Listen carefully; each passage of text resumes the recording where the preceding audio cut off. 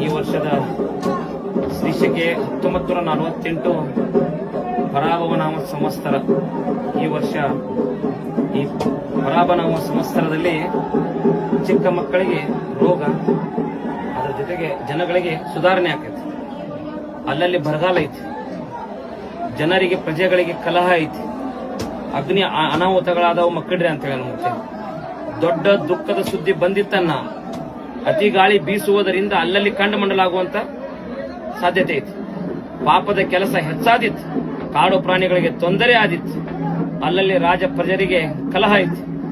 ಈ ವರ್ಷ ಶುಭ ಮತ್ತು ಅಶುಭ ಫಲಗಳನ್ನ ಸಮನಾಗಿ ನೀಡುವ ವರ್ಷ ಇದು ಪರಾಭವನಾಮ ಸಂವತ್ಸರ. ಪಂಚಮಹಾಪಾತಗಳು ಹುಟ್ಟುತ್ತಾವ.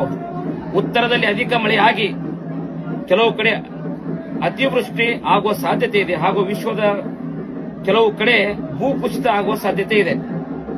ರೈತರಿಗೆ ಹೆಚ್ಚಿನ ಒಳ್ಳೆಯದಾಗುವಂತ ಈ ವರ್ಷ ರಾಜಕೀಯದಲ್ಲಿ ಇನ್ನಷ್ಟು ಹೊಸ ತಿರುವು ಉಂಟಾಕತಿ. ಈ ವರ್ಷದ ದೇಶದ ಗಡಿಗಳಲ್ಲಿ ಆತಂಕದ ವಾತಾವರಣ ಮತ್ತು ಯುದ್ಧದ ಕಾರ್ಮೋಡ, ನೈಸರ್ಗಿಕ ವಿಕೋಪಗಳ ಹಾವಳಿ ಹೆಚ್ಚಾದಿತ್ತಂತೇಳಿ ಮುಖ್ಯ. ಈ ವರ್ಷದಲ್ಲಿ ಆರ್ಥಿಕತೆಯಲ್ಲಿ ಸ್ಥಿರ ಬೆಳವಣಿಗೆ ಆಕತಿ. ಶ್ರೀಮಂತ ಬಡವರ ನಡುವಿನ ಅಂತರ ಸಮಸ್ಯೆಗಳು ಕಡಿಮೆ ಆಕಾವು. ಈ ವರ್ಷದಲ್ಲಿ ಉತ್ತಮ ಮಳೆ ಆಗುವ ಸಾಧ್ಯತೆ, ಆದರೆ ಭೂಕುಸಿತ, ನೈಸರ್ಗಿಕ ವಿಪತ್ತುಗಳು ಎದುರಾಗಬಹುದು. ಹೆಚ್ಚಿನ ಸವಾಲನ್ನ ಎದುರಿಸುವ ಬೇಕಾದಿತ್ತು ಅಂತೇಳಿ ಈ ವರ್ಷ ಮುಖ್ಯ. ಜನರಿಗೆ ಆರೋಗ್ಯದಲ್ಲಿ ಸುಧಾರಣೆ ಆಕತಿ. ಈ ವರ್ಷದಲ್ಲಿ ಬಹಳ ಪ್ರಮಾಣದಲ್ಲಿ ಮಳೆಯ ಪ್ರಭಾವ ಭೀತಿ, ಆದರೂ ಯಾವ ರೀತಿ ಭಯವಿಲ್ಲ. 7ಆನೆ ಮಳಿ, 8ಆನೆ ಬೆಳಿ, 3 ಕೋಟಿ ಬಚಾವ್.